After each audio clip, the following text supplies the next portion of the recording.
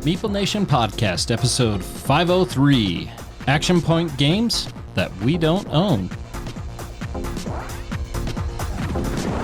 Welcome, citizens, to Meeple Nation. Grab your favorite beverage, pull up a chair, warm up those dice, and join us at the game table as we discuss board games and the board gaming world. Each week, the hosts of Meeple Nation share their love for board games and the amazing memories that come from playing games with some very outstanding people. Let us now join our hosts in their natural habitat, the game table. The Meeple Nation podcast is sponsored by GameToppersLLC.com. We absolutely love our Game Toppers. We talk about them all the time. We're so grateful for the sponsorship that we have with them. We are grateful for Berkey and for the amazing product that he has created. Please go over to GameToppersLLC.com and check them out. Game Toppers are an absolutely fantastic product designed to convert any surface into an epic gaming surface. Throw a Game Topper on there, military grade aluminum, and then inside of that topper, you're going to put one of these absolutely gorgeous 3mm thick neoprene mats that feature industry leading art. And then around the border of the topper, you can clip in cup holders and accessories, dice towers, you name it. And if you need a full table solution, throw on the leg kit, throw on a dining leaf cover, and have dinner, have dinner over the top It's the whole package. Of Gloomhaven. Yeah, it is the whole package for sure. Absolutely. We love Game Toppers. We know you will too. Go check them out, GameToppersLLC.com. We are the hosts of Meeple Nation. I'm Nathan Howard. And I'm Douglas Stewart. Well, it's just the two of us, Doug. It sure is. Just you and I talking board games. Go on. We're down in Andy today. We are down in Andy. It's his birthday. It is his birthday. So he gets a pass. Yeah. Well, we'll allow it this once. We will. We won't even say anything bad about him. So happy birthday, Andy. Maybe we'll say something bad. I don't know. Maybe later. Yes, we do want to wish Andy a happy birthday and hope he has a grand time with his family. While you're out there surfing, catching some of those big kahuna waves on the internet highway. Whoa, I went from surfing to the highway. You know what? Roll with it. I don't know if that transition works. Yeah. But anyways, while you're surfing that highway, wander on over to MeepleNation.com. We have what we'd like to consider a hub of information. We got blogs. We got links to every episode that we've released. We have bios of our hosts, bios of those who blog for us. We have a link to our email, or you can just email us in general. You don't need to go to that link, but that email is meeplenation@gmail.com. We love to interact with our listeners, and we love that opportunity to have that dialogue and discussion. Also, on that webpage is a link to our Patreon page. We love our patrons. Our patrons make so much of this possible for us. That allows us the opportunity to expand and to reach out to do new things. And we got some new things coming around the corner, I think. Every day we inch a little closer. Yeah, we've got some new bonus contents. We got some one-on-ones with Ashley's. We got some sit-downs with Sierra. We're going to need to have some, what did we call it last time? Laughs at the table. Laughs with Lydia. Laughs with Lydia. Yeah, there you go. And it's going to be great to be able to have these opportunities to just have some fun, casual conversation and to talk about the board games that we love. Those patrons get early access to some of that content. And then rumor has it that there's a couple of cameras somewhere. And as we slowly transition into learning some new technology and how to implement that, we're going to start with maybe some unboxing videos, maybe some how to play videos, and maybe at some point we'll start streaming when we record. Yeah. That's a little crazy, but I'm looking forward to your tutorial on how to surf the highway. Surf the highway, yes. Yeah. That's the one I want to see. poses. Yeah. Hang 10 and catch the big waves. Yeah. Just don't forget your shark repellent. I see. I'm already learning things. I'm already learning new things. So can't wait for that. Yeah, it's going to be exciting stuff. So anyways, all of that can be found on our website, meeplenation.com. With that, let's go ahead and talk about some highlights. Yeah, 100%. This is my favorite time of the podcast, where we just get to talk about what we've been playing.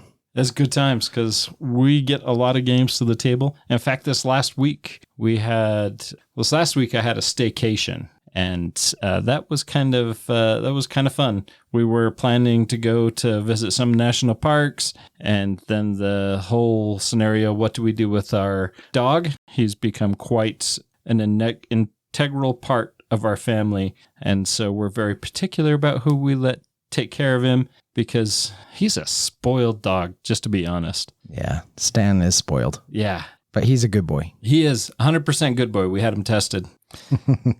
But with this staycation, provided the opportunity for my wife and I to play a lot of games. And a lot of this game time was driven by my wife, by Cheryl. And so we played a lot of games that were her style, her speed, but we had a blast. And one game I want to talk about in particular is a game that I talked about recently. This is Deep Dive. So again, this is a press your luck game where you have 3 penguins and you're going to dive down through 5 levels to try to collect the biggest fish for your food supply. The further you dive down, the higher the points are. This is very much a press your luck game because if you run into a predator, then your penguin is stuck at that level. And once all 3 of your penguins are essentially trapped by predators, then you have to just swim away as fast as you can. So you'll collect those penguins and start over. I don't need to go into this all over again. However, I discovered some very, very interesting things while playing Deep Dive with my wife, which I had played Deep Dive with her before, but this was just kind of a little peek into maybe the Pandora's box of my wife's psyche. It's a dangerous place to go. It is. For me, I very much like to try to organize my box. I'm not one of those people that just throw all the pieces in there and sort them when you begin. So I have a bag for each of the 5 levels that contains those tiles. I have a bag for the penguins that all go in there. And when we're setting it up, my wife very much needed that the empty bags needed to be stacked. Since we were sitting on one side of the table, they needed to be stacked right above each of the 5 piles. And so I was a little bit surprised about this. And so I picked them up and put them in the box to get them out of the way. And she's like, no, they got to go here. So I was like, okay, that's a little weird. And then as we're playing, this whole layers were exposed. So with this press your luck game, these tiles are dropped, they're mixed up, and they're just kind of spread in their individual sections. And Cheryl had the very distinct feeling that if a tile was ever kind of isolated by itself, or if it was at the very bottom of the stack, that meant that was a premium tile. Yeah, because it was trying to hide. Yeah, it was trying to hide or it was trying to get away. Time after time, she kept going after these and kept saying, oh, this is going to be the one. This is going to be the one. Was she right? Yeah, about 40% of the time. So about an equal amount to the odds of getting a good tile in each one of those piles. Yeah, 40% of the time she was correct 100% of the time. Funny how that works. Yeah. But it was really funny to watch and to kind of experience this and just to see this whole new side of my wife that I didn't realize it was there. Her and I have been married for almost 30 years. And to have not caught on to this nuance of her OCD, it was a fun experience. And it was a fun weekend to provoke the need for her to correct stuff. So short story long, Deep Dive, still a fun game. And we played it probably 10 times this last week. Yeah, that's awesome. It is a fun little filler game to throw on the shelf. I think it's worth it. It's one that people I think should check out because of its light nature. I feel like a lot of people are just going to look over it, but I really think that if you want kind of an easier, fast filler game, and especially one that is good with kids to go on the shelf, check it out. It's worth looking into. I like Deep Dive for that reason. Yeah, and it doesn't need to be just for kids. No, it definitely doesn't, but it plays well with kids. Absolutely. They'll pick it up quick for sure. Well, that's exciting. The game that I wanted to talk about, a little bit of setup here. I've talked about the Unmatched system of games quite a bit. I won't go into it, but basically Unmatched, fantastic system of games. You've got all these really incredible characters.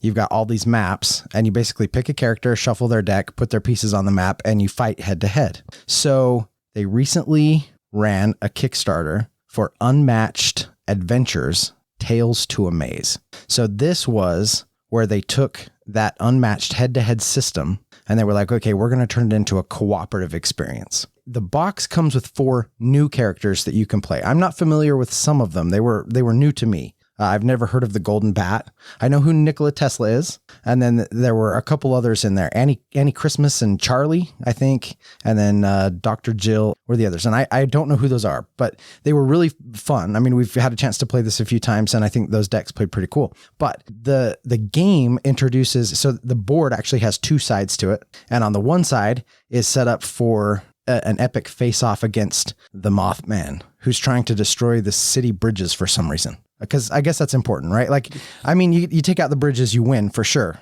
right? I mean, you can't roll tanks across the bridges, so I guess you have free reign of the city. I don't know how that works. But anyway, Mothman's trying to destroy all the bridges. As a commuter, not having a bridge in place, disrupting the commute, that's a pretty big deal. So I mean, it is. So, I mean, at that point, do you basically just give up? I mean, if you can't get to work, is it just basically like, okay, I'm going to to work from home? Yeah. Maybe that's a good thing. Maybe that's a Mothman good thing. just wanted everyone to work from home. Okay. So, and then on the other side, you have the Martian invaders. Which we didn't get. Oh, sorry. No, you're good. So we didn't get a chance to play that one, but it's kind of a farm. It's got like all these fields and stuff. So it's kind of a little more like, as opposed to a city, I think it's a little more zoomed in to this particular farm. Anyway, I'm excited to try that one out. So we've had a chance to play against Mothman a couple of times. Now, the first time we played it, we just pulled out the core box characters. We played with those 4 new characters that came in the box. The second time we played it, you were with us, Nathan. Yes. And we actually all picked characters from across the different genres, right? The second time you had everything there with you because we were at your place. Right. We were at my place, so we had access to all the boxes. So I played Bruce Lee. You played, I played Spike from Buffy the Vampire Slayer. Oh, that's right, because you have such a soft place in your heart for Buffy. Yes. So you played Spike. I think Cole played Bigfoot. He got excited about the Robin Hood Bigfoot box, so he pulled that out, played Bigfoot. And Mike decided to play Sun Wukong, the sort of Chinese, I think it's kind of comes from the Chinese folklore, but he's like the martial artist monkey. The Monkey creature. King. Yeah, the Monkey King. Yeah. So we had all new characters. Anyway, we won both times. Now, the time that we played straight all the characters from the box, it was really tight. And it could have been that it was the first time we were playing the game and learning rules and stuff, but it was really, really close. Kind of came down to it. The game that we played together, Nathan, that you were there for, where we had the outside characters, it was a spanking. I mean, we really were not in much danger at all. No. I thought I was going to run out of cards. I was really worried about that at first. We went through all the minions of Mothman fairly quick. And even with Mothman having, what did he have, 45 hit points? Yeah, 40. So you basically, he gets 10 per player at the table. I was worried that was going to be overwhelming. The game went really smooth. Yeah. I think it was all Bruce Lee. No, Bruce was awesome. Bruce is kind of broken. He's a little bit of a broken character, but he is a lot of fun to play. Okay, so I was really excited to play this. Both times, getting it to the table, I think it was really fun. The game is good, and I would not want to turn anyone off of trying it, especially if you like the unmatched games. That said, it does have some problems. Yeah. So the AI, in my opinion, is a little too simple. And what happens is, with Mothman in particular, the AI for each character only has a deck of 10 cards, and a lot of those cards are repeat cards. So Mothman in particular, he has a card that says, when he's done activating, he'll move into one of the starting locations on the map. And what that means is the starting locations typically only have 1 or 2 connections.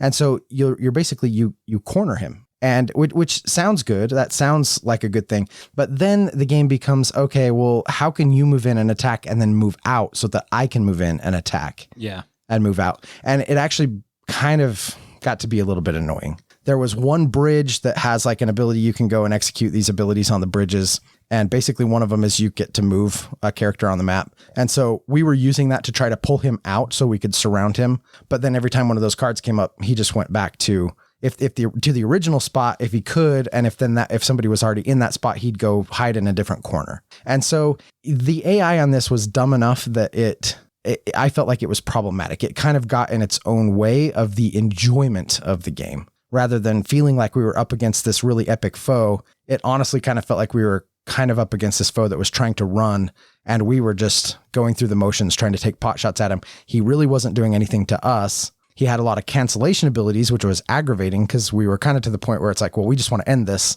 and do damage. And he had cancel effects and stuff, which if you're in the middle of play can be kind of interesting. But when you've got all of the minions taken care of and you're just trying to gang up on the boss, it just slows it just slowed it down. It slowed down the inevitable. Yep. And so good game. I'm excited to try the Martian Invaders side. I'm really excited to try that. Yeah. The whole idea of that is, I find very appealing. Just the novelty, not necessarily. I mean, we all know that I really like my sci-fi theme, but this isn't really, I mean, it is a sci-fi theme, but it's not like we're in space, Star Wars type thing. This is more Mars Attacks. Yeah. Yes. So that's the name of the show, right? And it just kind of embraces that feeling a little bit more. That I find probably mostly due to Mars Attacks. I find that very entertaining, humorous for me, right? Right. Yeah. The whole novelty of the idea. Yeah. Well, and the whole thing is very tongue in cheek. I mean, there's definitely a sort of layer of humor that's been put over this whole product that I think is really fun and works well for the Unmatched system. I really doubt that this will be the last of these Tales to Amaze that comes out. The Unmatched Adventures system, I guess I should say. Right. It's the Adventures series. I do hope that they will get a little wiser with how they roll out the AI in the future, because it needs to be a little bit better. But if you like Unmatched, and you really should, because it's great, this is definitely one worth checking out. This is a really fun cooperative experience. And so again, if you like cooperative experiences, definitely give this one a gander. It's worth it. I thought it was really fun. Yeah. For me, where I have the Unmatched, and this is something simple enough that I'd really like to get my wife to play, but the whole head-to-head combat isn't her style. But playing Tales to Amaze, it becomes far more accessible for us to play that together than it does to play the original version. So it gives me the opportunity to, like, when you're here, Doug, that you and I could play just the regular format. But when I want to take it and place that game in front of my wife, having that cooperative opportunity makes the game more versatile, in my opinion. Yeah, 100%. It's also, I think it's wise when you have a system and you've got a bunch of products for that system to create this kind of experience, because it also allows a player who maybe has it all they can kind of pit each character up against the AI and get a feel for how each of the characters plays. It allows, me to pull out, on my own. I can set up Mothman, and then I can grab characters I haven't played and just, run them against that scenario and just see how their cards work and what characters I like, and kind of rank and figure those out for when I do want to go head to head and play against somebody. Then I'll know, what characters I like and don't like as much. So, and you'll understand how broken Bruce Lee is. And you'll understand how broken Bruce Lee is. He is broken. Very coveted. One of the 2 expansions that I am missing. And when we were playing the other day, I was like, well, maybe it's no longer available for main distribution. So I thought, well, I'll check the eBays. And that little package is going on eBay anyways. Somebody's trying to get $350 for it. Oh, they're not going to get that from me. No, it's definitely not worth that for a little 30 card deck and a mini. That's a little steep. You take off that 3, you might get me to bite, but that's still pushing it for me. For sure. Yeah, 100%. Well, those are some fun things we've been playing, and glad we got a minute to talk about those. Salvatore, who we absolutely love, wrote in a really cool question for us, and we wanted to take a minute to read that and answer it. We thought it was worth spending a little time on, and I'm excited about it. It's a good question. So my question to Meeple Nation this week is about competitive board gaming with children. Quite often, I hear board game parents say things like, I never let my child win a game, and I never will. They need to earn it. Sounds like something I've said even. I know it's something Andy has said. Yeah. He goes on, he says, I know a child's journey to eventual victory without training wheels will teach them perseverance and will also make the victory ultimately more meaningful. But do we have to go for the throat while playing with our children every turn of every game? He goes on to an example in his life. My father was an outstanding self-taught chess player. He learned the game from a close friend that taught him the basics, and then his friend proceeded to pummel my father without mercy. Every subsequent game went until my father equaled and then exceeded his skill level. Eventually, my father beat his friend in 4 out of 5 chess games played. This method worked with my father, who began playing chess at the age of 40. But this may not work well with an emotionally and intellectually developing child. When my father taught me how to play chess, he never intentionally let me capture a queen or a rook. He also never lost a game to make me feel good, but he played the game differently. When he was trying to teach me some facets of the game, he often played a daring move that he would never attempt with another serious player. If I noticed an opening, I could explore it. If I didn't notice the move, I would lose a major piece or be checkmated. This was mentorship that respected my skill level and retained the integrity of the game. Extending this line of thought further, when we invite new adults to our gaming groups that may be non-gamers or casual board gamers, do we crush them on every turn of the game that they have never played? If we do, depending on their personality type, there is a good chance that they will not want to return to our game nights. Should we not extend the same leniency and mentorship that we would afford an adult friend or an intellectual peer joining our game group, to our own children? I would love to hear what Meeple Nation thinks about this subject. Our friend Salvatore. Yeah, so this is a really good question, and we've talked about this kind of in passing on and off again when we've talked about teaching games and a little bit when we've talked about, playing games with kids and that kind of thing. And for me, and I guess the most important thing, and he's making this point, whether he, was meaning to or not, with the example with his father, right? There is 110% a difference between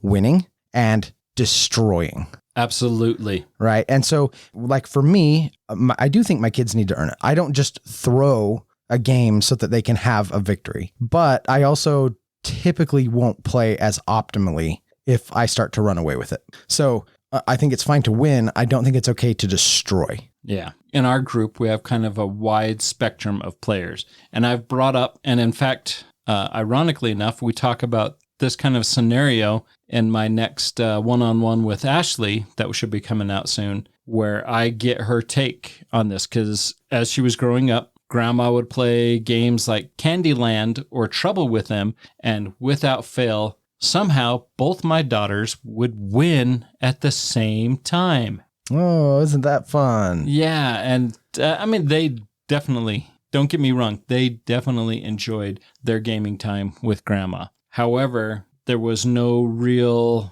experience there of that development. So, well, they were enjoying quality time, absolutely, but they weren't necessarily developing a skill and learning to sort of get better at something, right? There was no like, okay, how can I do better and be better at accomplishing this task? Right. That win was given to them. Right. And I was very much opposed to that train of thought. However, early on, we played games like Rat-a-Tat-Cat, Tally-Ho, and these games are very simple that will allow them the opportunity to kind of develop those skills before I would move them on to something else. And when they were around that 8 to 10-year-old age, it was probably 10 years old for Ashley and probably 8 years old for Madeline, is when they first really got introduced to a game like Dominion. I mean, we had game night going on since they were little girls. They were in diapers. They were crawling on the floor. There were people at the house, and it was fun because Ashley would come downstairs where our game night was, and she was so enthralled to find out what everybody's favorite color was. And so it was, and she would remember that every week. That understanding of gaming and the desire to play games was on the forefront of their mind. So when we wanted to play something after we had maximized our playings with Rat-a-Tat-Cat and games like Tally-Ho, they wanted something more. So we introduced Dominion, and Dominion was leaps and bounds far more strategic than Rat-a-Tat-Cat. No. Oh, yeah. Yeah.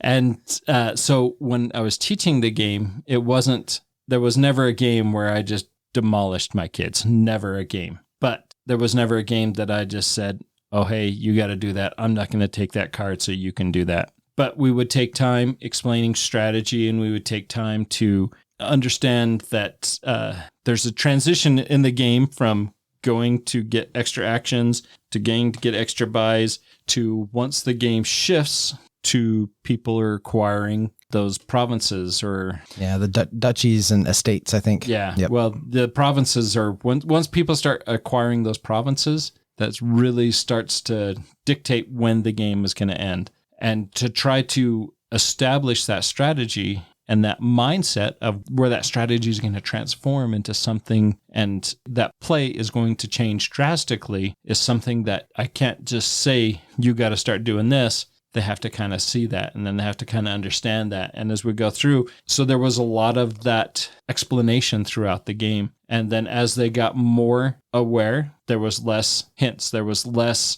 direction from me, and more of that. Yep. They established those abilities. Less coaching. They can go run the plays on their own. Yeah, and kind of just back off and let it happen. And like I said, there was never a game where I'm like, make my kid leave the room crying. Take this. Yeah. But again, when Ashley won that first game, she was way excited. And when Madeline, my youngest daughter, she was like jumping on her chair. She wanted to jump on the table because that victory was, like Salvatore mentioned, that victory meant something more than just the victory that she earned. Yeah. And it was because she had learned the skills, she had learned the ability, and what I'd like to call, or what I felt anyways, which was a learning environment. But when that victory happened, that victory was amazing to her. Yeah, that's awesome. And I think for me, to answer the question, it is, I am on board with that philosophy. I am on board with no, I don't just give my kids a win. I'll never throw a game so that they can have it. But I do think that, don't blow them out of the water, soften the blow, and find lots of opportunities to coach. Board games are an incredible vessel or avenue to teach kids incredible learning skills, problem-solving skills. And if properly coached and taught through some of those things, you can actually really, I think, set kids up for a lot of success that they wouldn't otherwise be able to experience. Absolutely. Okay, so I'll say this as well. I do think if you want to have some really good opportunities to coach kids in games, one of the things you can do is play cooperative games with kids a lot more. Yeah. If you're worried about, I don't want to like destroy them at this, or maybe they're not quite ready for that, find some cooperative games, because then you can coach them and it's okay because you're on the same team. And you can walk them through strategy, and you can walk them through what things do without feeling like you're just handing them the game or giving it to them. And then as you play some of those types of games, let them start to dictate what strategy. You ask them, hey, what do you think we should do in this situation or scenario? That kind of thing. Yeah, you got to be able to back off and allow that to happen on their own. Yeah, absolutely. Now, the second part of this question, is about teaching adults. And this is something that we have, I think we have strong opinions, but we're not always very good at. Which one of the Hug Ladies has the philosophy that if you win a game you teach, you failed?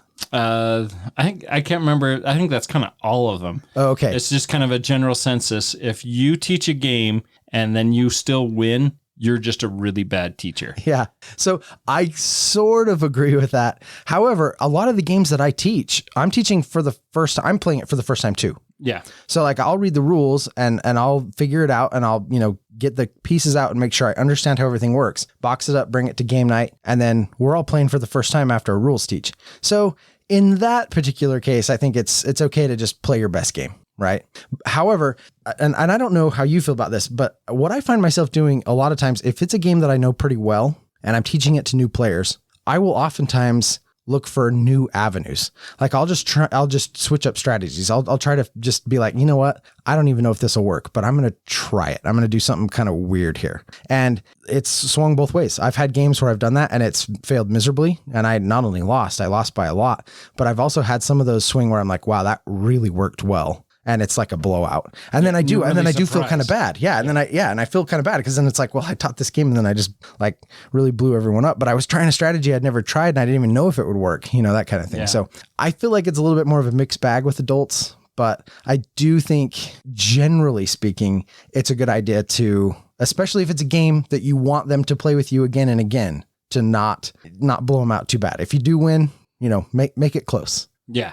For me, especially like Salvatore brings up, when you're bringing non-gamers or casual gamers to the table, you got to be careful not to introduce a game like Gloomhaven. Gloomhaven is a great game, but if you bring a non-gamer and put Gloomhaven in front of them, more likely than not, they're going to shut down and they're going to totally not grasp that game. You're going to have those rare occasions where somebody's like, this is amazing, and just eat that up with big spoonfuls. You got to build people up to that, though. Right. And so that's where you kind of have to get to know who you're playing with. So I always, when we're getting together with games, and we've had large New Year's Eve parties for years and years with people in my old neighborhood until I moved. This was every year. We were doing this consistently for at least 12 years, that this was just, everybody knew this was on the books. We're coming to Nathan's New Year's Eve party. There was good food and there was games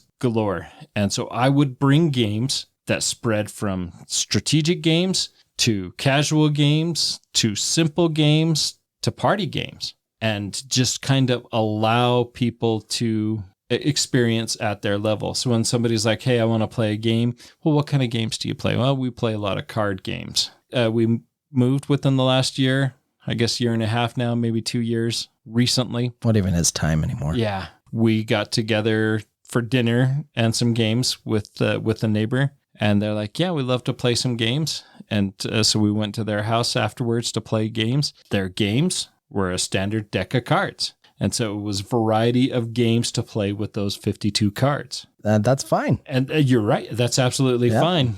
So for like when I explain who I am and my hobby and express, that not everybody has 1,500 board games. And then when somebody gets excited to show you I love to play games, and they got this 52 card deck, their level of gaming, not to diminish that at all, is at one level, and I'm off, I'm way somewhere else. And to be able to bring that together is essential, right? Because for me, gaming is about being with people. Right. 100%. I cherish these experiences. The reason I've had a game night weekly for so many years is because I enjoy the experiences and the people. Right. Games are a fantastic bridge to bring people together, but you got to find the right bridge for the right people. Exactly. Yep. And that changes. We have Richie, who is very much somebody that deep thinking, strategic, very logical player, and he will destroy you. Without remorse. Yeah. Dave, kind of on that same book, is very much a methodical thinker and is going to find a way to demolish you while you think he's losing. Yeah.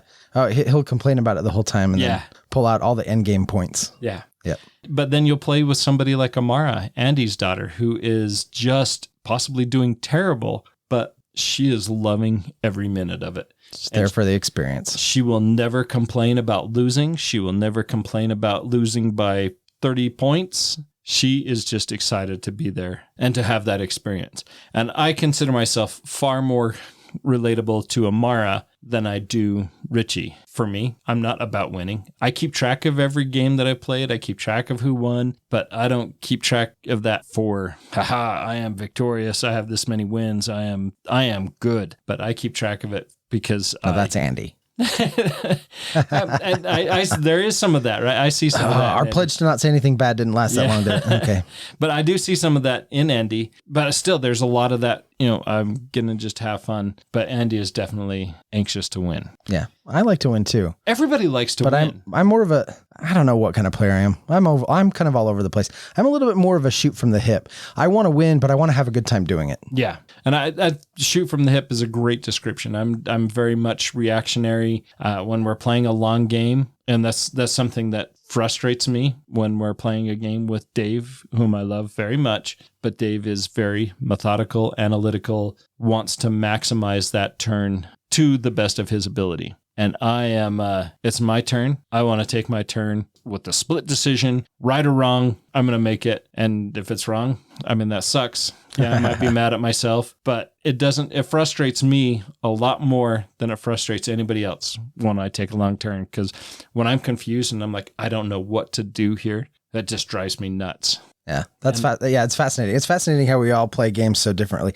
And I don't know that I pay too much attention to my turn. I do try to have it pre-planned. More than anything, though, I just want to have a satisfying turn. Yeah. I just want to have a turn that leaves me feeling like, okay, I did some cool stuff. I've set myself up for something and I was prepared for it, going into things and being like, okay, I'm going to do this and I'm going to do this and sort of executing a plan like that. I think that's what's kind of more fun for me. So I think we all see it a little different and do it a little different. So this is all a very long-winded way of answering Salvatore's question, but you got to really know your audience. So when you're introducing games to new people, know your audience, don't blow them out of the water, and just do your best, because like I said, games are such a fantastic way of bringing people together. You just got to do it the right way. Yeah. All right. Well, enough about that. We're not here to talk about this. We're here to talk about action point games that we don't own. Yeah. And hopefully this won't do too much damage to our wallet. What's interesting is we started doing these like, hey, these are our top games in this topic, whatever we're talking about, that we don't own. And I really like doing these, but I think we were a little fearful at first that it was like, well, this is going to be hard on our wallets because we're going to go over all the stuff we don't own and we're going to want to buy it. Right. But what I think what we found though is that there's pretty good reasons we don't own most of this stuff. Yep. And I actually think we're going to do more of that with this list. I don't think this list is going to convert us to much that we want to purchase, but I still think it's a fun list of games to go over, these action point games that we don't own. Yeah. And there has been several games that we have picked up from going over this. Mm-hmm. Like you said, we were worried that it was going to be a lot more of an acquisition disorder than it has been. But this has been nice. To go, we're talking about action point games. I went to BGG and I looked up action point games and I said, I want to see people that have action games that have had at least 2,000 reviews. And then I want these reviews to be anywhere from 7 to 10, and then rank those games from 10 being the ultimate game to 7 still being an amazing game, but not a 0. And so looking at that scale, those highly rated games with at least 2,000 reviews, BGG kicked out a result. And we're going to talk about the top 15 of those. Awesome. Well, okay. So first one on our list, so this is an action point game that we do not own, is Eldritch Horror. Now, I have played this. Have you played this before? I have played this, yes. Okay. So I don't know if you felt about it the same way that I did, but I thought this was a very boring game. Yeah. And that's why I don't own it. Now, I sometimes get people who come to me and they say, I thought you loved the Cthulhu thing. I thought that was your thing. No, not really. That intellectual property exists in the public realm, which means a lot of people can use it to make a lot of stuff. And most of that stuff is actually really bad. And I don't have any particular, attraction to the Cthulhu theme. I really don't. A couple of the games on my top 10 have that theme because they are absolutely outstanding games that happen to have that theme layered over the top. Yeah. Eldritch Horror falls into that category of game for me where it's just a boring game. I don't care about the theme. It's boring. And it has a card in there that if it comes out, it can reduce like an hour's worth of play progression that the team's made. From a design perspective, it's like, I don't know why you would do that. And then also the turns felt really underwhelming. When it was my turn, I think you get like 2 actions or something like that you can do. And I never felt like I could do anything really special on my turn. Yeah. So I've played Eldritch Horror, just not a game for me. Yeah. Both Eldritch Horror and Arkham Horror, the board game, both of these games tend to be victim of alpha gamers. Yes, 100%. Because they're both cooperative experiences. Yeah. Very, very prone to the alpha gamer. Yeah, for sure. And both. And I don't know if that one's on the list. Is it further down it's not. Anywhere? So also a game that I don't care for at all. Arkham Horror. Which is why when we talk about the card game, Arkham Horror, the card game, I always have to make sure everybody knows we're talking about the card game. Yeah. Because the board game is quite bad. Yeah. Yeah. I know a lot of people love that. And I know. Have some good friends that love that game immensely. And I do not want to play with it ever. Yep. And I'm not here to ruin their experience. If they're having a good time, fantastic. That's awesome. Just not for moi. Yeah. So the next one on the list is Through the Ages, a new story of civilization. And I didn't put any comment on that one. So this is one I haven't played at all. Yeah, and me neither. Now this one is rated number 14 on BGG's top games of all time list. So this is a very well loved, very highly rated game that a lot of people play and a lot of people have very high praise for. Absolutely. I have heard many a podcaster and many a YouTuber sing this game's praises. Here's the issue for me though, with Through the Ages, a new story of civilization. Okay. It is an absolute monster to set up and learn and play. This is a teach. long game and teach, right? And everyone, even the people who are singing its praises that I've heard, will echo that. That's always in every review, and anybody I've ever heard talk about it will always say, what an absolute pain to set up and teach and get going. But once you do, it's an incredible experience. And I don't doubt that there is a good experience hidden behind there somewhere, but that barrier to entry is too high for me. Yeah. There's just so much, you get that fire hose coming at you, and there is no way to absorb all that information, that it just makes all the turns so frustrating for me. It comes to my turn and I'm like, okay, what can I do? I mean, I listened to you, I paid attention, but now we're here. What are my options again? What do I do? Yeah. Because you gave me so much information that when it comes to my turn, it's like, I have no idea what I'm doing. Yeah, 100%. So you've got that massive barrier to entry. On top of that, the theme doesn't excite me a lot. Yeah. So not something, and that's just totally a Doug thing, not to, say that it's a bad theme at all. And if people who enjoy that sort of historical context and this type of thing, no problem. It just doesn't really catch me very much. Okay. And then the third thing about this game is I know they have a fantastic app. I've heard people sing praises about the app. So there's you can download for your tablet or your phone or whatever and play this digitally. And I think a lot of people who really like this game have converted over to that. I've heard a lot of people say, well, I just play the app now because it does all of that upkeep for me. And so that's another thing that I'm like, well, I probably wouldn't, want to pick this up or try to get it to the table, because if there's a really good app for this game that has such an incredibly high barrier to entry, I'm probably not going to bother. Yeah. Another game that's along those lines is Pathfinder, the adventure card game. And yes. Yeah. Just the tear down and build up between each round, that takes away so much of the experience from me. A lot of people still love that game, but the app version of that, where all that is done instantaneously, that's great. I could play that. I've played through the app quite a bit. This game's not for me. Yeah, I think I'm right there with you. All right, next up on the list is Dead of Winter, a Crossroads game. And I like this game. I actually really like this game. Mike has this. He has it with the expansion, like all the content that comes with it. And there's kind of two different versions. So there's like Dead of Winter, is it The Long Night? Yeah, I think is what it's called. And then there's another product that they made that basically lets you combine those two, and you can do sort of a team versus team version of Dead of Winter. Yeah. I haven't tried that mode, but I've played both of the other games. I like them quite a bit.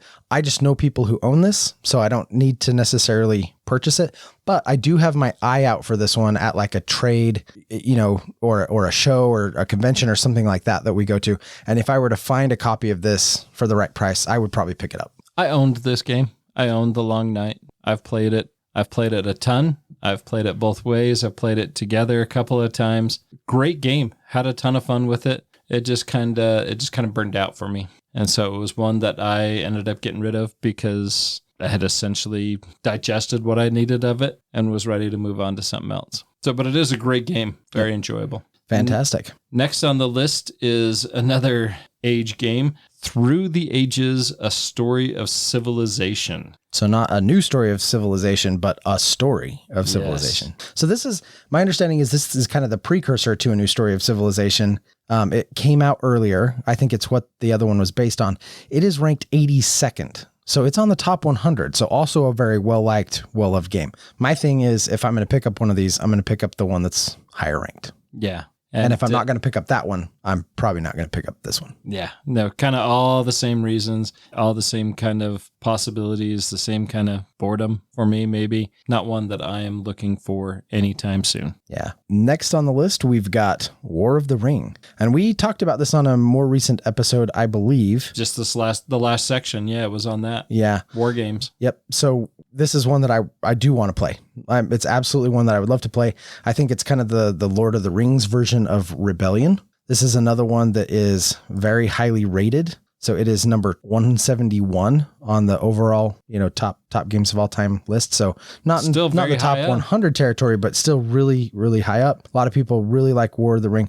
I just need somebody to teach it to me. I want somebody who knows the game to sit me down and be like, okay, this is War of the Ring. This is how you play, and kind of go over it and teach me the rules and stuff. So, and not like Salvatore's father's friend. not somebody who's going to teach me the game and then just demolish me. Yeah, yeah. Because this is a prime example. If somebody taught me this game and then just demolished me, I'd be like, okay, well, that was, thanks. I'll take my 3 hours and go home and watch some TV with that next time. Curl up in fetal position and cry. Yep. I can play games. I can play games. Next on the list is Zombicide. Now, this one made the cut because the one we play is Zombicide 2nd Edition, which is the evolution of this. No, we all love Zombicide. Zombicide's great.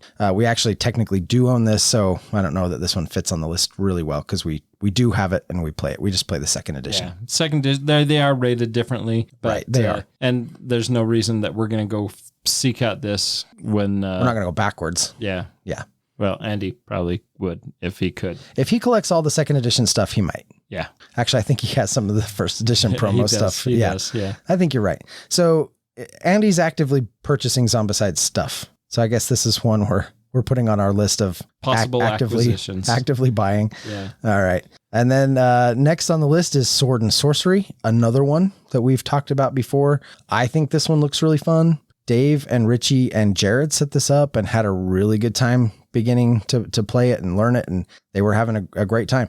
I think it looks like a pretty fun game, but we're kind of waiting for the 3rd edition with hopefully some rules revisions and maybe a little bit of a smoothing of some of that heavy weight that this brings to the table. Yeah. Now, this is a game that we gave Dave the opportunity to learn and to teach. And for Dave, that's a very big struggle. And to Dave's credit, he did a really good job. He did. Then he really wanted to continue on the game. I didn't. Well, we just had campaign fatigue. Yeah.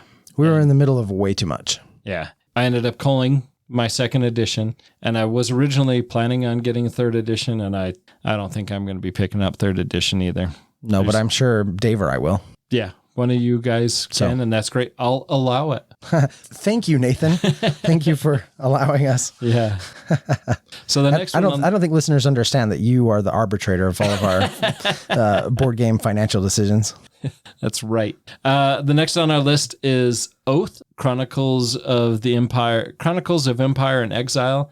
This I played this game once. I owned this game. It was great. Compared to very similar to Root, but also very different from Root. I ended up calling both of those games just because when you have 1,500 games, your selection of games that you're going to get to the table and the struggle to teach Oath and Root both is there. If I'm going to teach these games, I need to be very familiar with all the factions because they all play very asymmetrically different. And to be able to try to teach somebody to play this game, it needs to be a game that I'm playing over and over and over again. And it's just not going to happen here. And so ultimately it got cold, but a very good game. Yeah.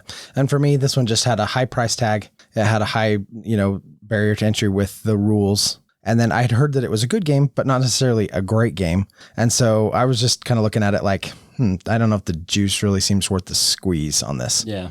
And I still kind of feel that way. So it's just kind of passed by. Yep. So next list on the next game on the list is Kemet, which apparently you didn't have in your app.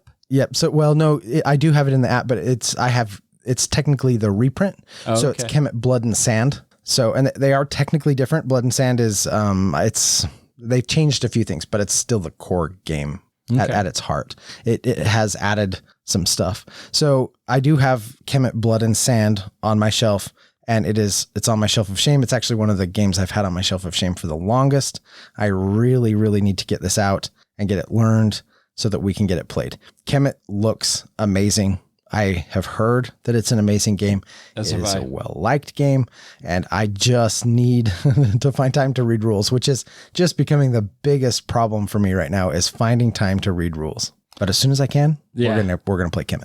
Yeah, finding time. That's always the yeah. We either need to retire or quit, or can I just make a living of reading rules? If you could, I would quit my job and that's what I would do full time for sure. That would be great. It'd be awesome. I like reading rules. I know some people don't like it. I like it. I just can't find time to do it. I don't like reading rules. Oh, well, I'll do it. I'll let you. I'll grant you that opportunity you'll allow that too. Yes. Okay. All right. Well, you're going to have to allow me to find some time. So that means I'm going to have to supplement your income somehow? Exactly. Okay. Yeah. So next on the list is a game called Chaos in the Old World. This game actually looks pretty fun, 60 to 120 minutes. The theme is great. I have so many games on my shelf of shame. This is not one that I'm anxiously looking to put on my shelf of shame to mock me that I'm not playing it. Because I do know that I buy a lot of games that sit on that shelf of shame. And sometimes I buy games just to put on the shelf of shame in hopes someday that I'll get to it. And just there's other games that I would rather put on that shelf of shame than Chaos of the Old World. Yeah. But it does look pretty cool. No, it does. It actually does look pretty cool. This is an Eric Lang game. And I think the reason why I haven't played this or haven't purchased it is just because I have this weird Eric Lang thing, because I really like his games. This one, Chaos in the Old World, and he has another game called The Others. And they both feel like maybe just slightly lesser Eric Lang games, like maybe not his very best work, even though they're probably still incredible games. But I still haven't fully explored and gotten to play, his other games. And so I'm like, okay, well, I want to play Blood Rage more. I want to play Rising Sun more.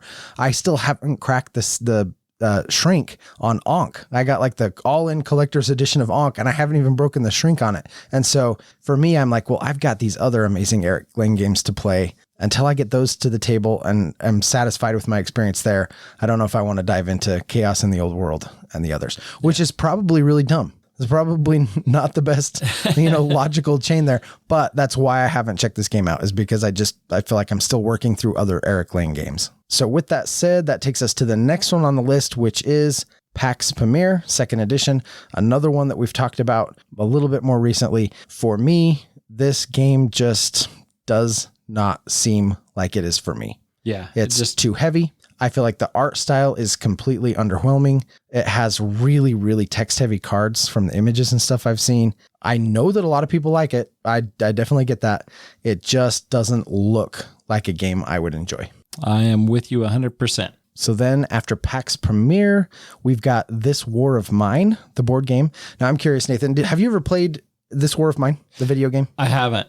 It's actually, video games were a really big part of my youth. And lately, ever since I got over my World of Warcraft addiction, I actually play very, very little video games. Yeah. Well, once you break away from the old World of Warcraft, it's you don't want to do anything that'll put you back on that slippery slope. Yeah. So I get that 100%. Having had that struggle myself, I get it. But This War of Mine actually looks really good. It does. This is a game that if I saw at a game swap anywhere and it was for a reasonable price, I'm totally taking this game home. Yeah, I think I'm in the exact same boat. I think this is one that I may try to hunt down at some point. I have played the video game, not to a huge extent, but I played enough of it. The video game's sad. It really has this, there's a real sense of kind of sorrow and loss associated with the game. It kind of captures that very, like kind of the darker tones of that sort of apocalyptic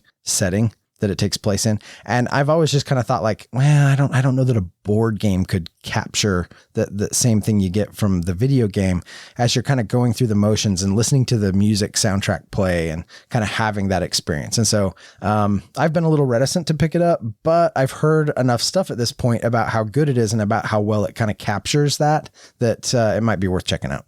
Yeah, I'm intrigued. So the next one on the list is Conan. Conan is a huge game. Lots of little pieces in it. This is a game that my brother owns, but my brother lives in just outside Denver, so that's a long ways to go to play a game. Not just going to drive there for game night. No, it's not something I go just every week for. It looks really cool, but again, one of those games that there's something to be said about owning a game with minis that are painted and painted well. And that really does enhance a game quite a bit. It does. And I mean, I look at Blood Rage. Blood Rage, that was like one of the earlier games where people were like really demoing their paints on their models. And Conan's kind of right along that same way. I wish all my Star Wars stuff came painted because I know a lot of people love to paint. I don't, because I can't even draw a stick figure that looks right. And I know Andy is like, painting is a lot easier. You just do a wash on it and it looks great. And that could be the case, but the patience that takes is not patience that Nathan has in that genre. But anyways, Conan's something that you would want to get, that you would want to have painted. And as lame as that sounds, that's kind of partially why I avoided Conan. I get that. I don't have time to paint.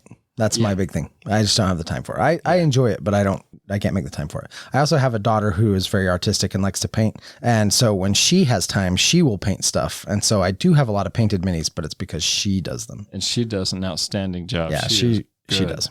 Yeah. Conan is one of those games that I would actually totally play if I probably just had somebody to teach me. I just don't think it's one that I'm going to go pursue on my own, but I wouldn't be opposed to playing it if it was like the game night game that somebody brought and taught. Yeah, absolutely. I mean, and it's only 90 minutes. The playtime's great, 2 to 5 players. Community says it's best at 4, so I like that. Yeah. And 2.75 on the weight. All those things that palatable for me to get to the table. Just haven't. If somebody had it, taught it, I'd be all in. 100%. Well, that is going to take us to number 14 on the list, which is Rails of the World. And I haven't played this one because I'm just not a really big train guy. Yeah. If I was in the right mood, I'll play a train game. We just recently picked up Ticket to Ride Legacy. Haven't started that yet. I also just recently picked up Ticket to Ride Europe Anniversary Edition because apparently Amara says that's the best version. And looking at these pieces, this is a pretty cool looking game. Yeah, that Anniversary Edition does look pretty great. I have to be in the right mood for a train game. And if you catch me in the right mood, I'll play Rails of the World. But it's not one that I don't actively pursue train games. I mean, if you set Ticket to Ride aside, about the closest I think I've ever really come to playing a train game is like Western Legends, because it has a train that moves around the track that you can go rob, or maybe Great Western Trail because you deliver to the train. I guess you know what I mean?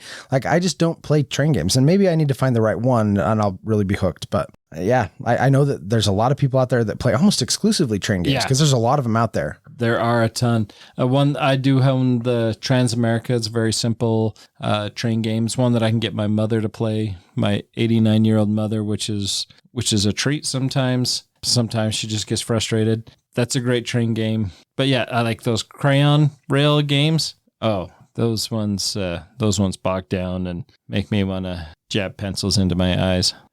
Okay. Well, let's avoid those. We don't want that. Okay. I will say, all right. What am I thinking about? It's the one where you write. Railroad Inc. Oh yeah. Those are great. Yeah. Those are great little roll and writes. But again, it's Railroad Inc. Yeah. It's not really a train game. You know, it's a roll and write where you're building paths. Anyway. So maybe I just need to find the right one. Maybe Rails to the World is the right one. It could be. Who knows? So the last one on our list is a fun game called Flashpoint Fire Rescue. This is a game I've played a couple of times. I very much enjoy it. I just never picked it up, but I always look for it in a game swap. And if I ever come across it, I'm totally going to be picking it up. It's a fun little game. Cool. And you can teach it to me. Yes. I've heard good things about it. Not a lot of fervor. Like, it's not one of those that everyone's like, oh, Flashpoint Fire Rescue, it's amazing. Yeah. But I think people, generally speaking, enjoy it. So yeah, if you pick up a copy and teach it, I'd be happy to play it. Yep. All right. Well, that wraps up our top 15 Action Point board games that we don't own. I mean, there's a couple. If we see, we'll pick up, but nothing that we're running out to go buy right now. No Black Orchestra. Yes. I feel pretty good about this list, actually, and where we're at with it. So that's awesome. Well, hey, thank you so much for listening. Please leave us your feedback. We would love to hear from you. If you have ideas for future podcasts, if you have an awesome question like Salvatore's and you want to hear us ramble on and on about it, we can't guarantee that we're going to answer the question well, but it'll definitely get us yakking at the table. For sure. So if you have a good question for us, or if you have a really great Action Point game that you'd like to talk to us about, please drop us a line at meeplenation@gmail.com. We would absolutely love to hear from you. Until next time, we'll see you perusing the shelves of those Action Point games, seeing if you can find one that you should own at the game table. Thank you for listening and being a part of Meeple Nation. If you would be so kind as to follow, subscribe, share, and rate or review this podcast, it really helps to spread the fun.